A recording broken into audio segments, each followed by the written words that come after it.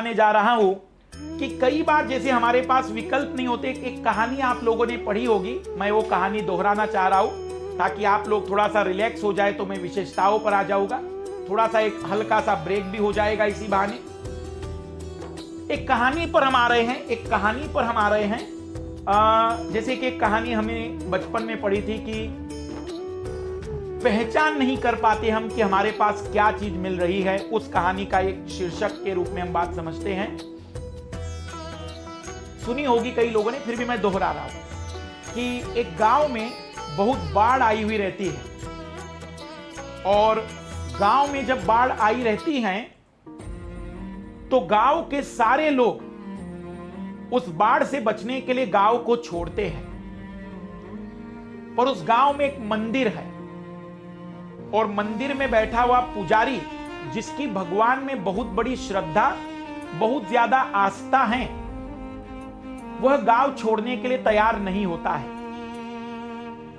गांव वाले उसके पास पहुंचते और उससे कहते हैं कि महाराज, पूरा गांव डूबने वाला है, आप भी चलिए, नहीं तो आप भी बचने वाले नहीं हैं।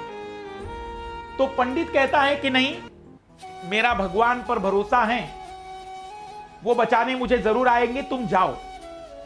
गांव वाले चले जाते हैं। अब पानी इतना बढ़ चुका है बाढ़ का कि मंदिर भी डूबने की कगार पर पहुंच रहा है। इस तरीके से सेना के कुछ लोग या प्रशासन के कुछ लोग गांव में बचे हुए लोगों को नाव लेकर बचाने निकलते हैं। महाराज से कहते हैं कि महाराज, गांव पूरा खाली हो गया है, आप क्या कर रहे हैं? आप डूब जाएंगे यदि आप अभी साथ में नहीं आए तो। महाराज कहते हैं कि मुझे अपने भगवान पर पूरा भरोसा है और वो मुझे बचाने जरूर आएंगे, आप जाइए। तो महाराज प्रशासन के अधिकारियों को भी लौटा देते हैं।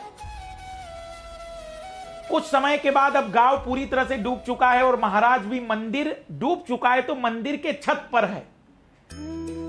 अब हमारे सेना के कुछ जवान हैं जो हेलीकॉप्टर के माध्यम से बचे हुए लोगों को बचाने आ रहे हैं, जो भी अब लोग बच गए होंगे।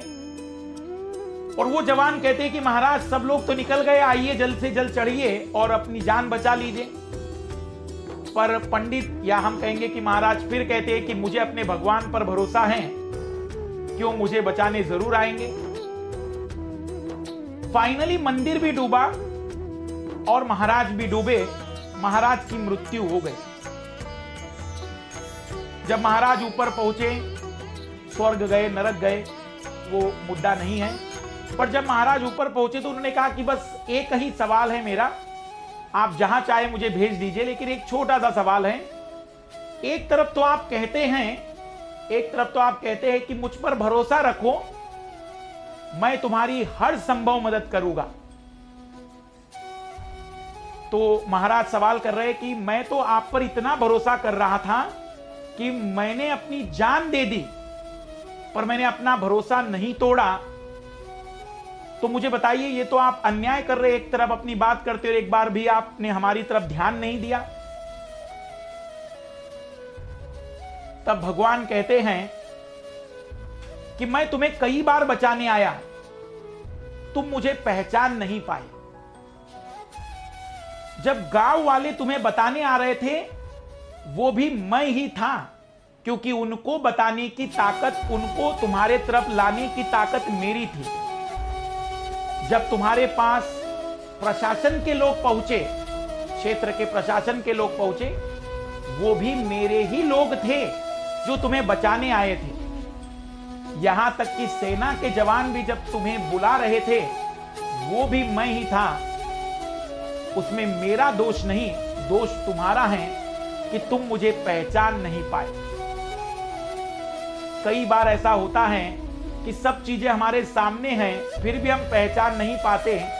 वो इसीलिए मैंने कहानी कही कि कुछ लाल लाली अगर छोटी सी एक गलती हो जाए, जैसे हो सकता है इतने लंबे कथन कारण में 2.5 घंटे से मैं बोल रहा हूं, हो सकता है कि छपी हुई कोई बात होगी, हो सकता है 1-2 गलतियां हो जाती है। तो ऐसा तनाव मत लिया करो कि 1-2 गलतियां और सोच ले। जैसे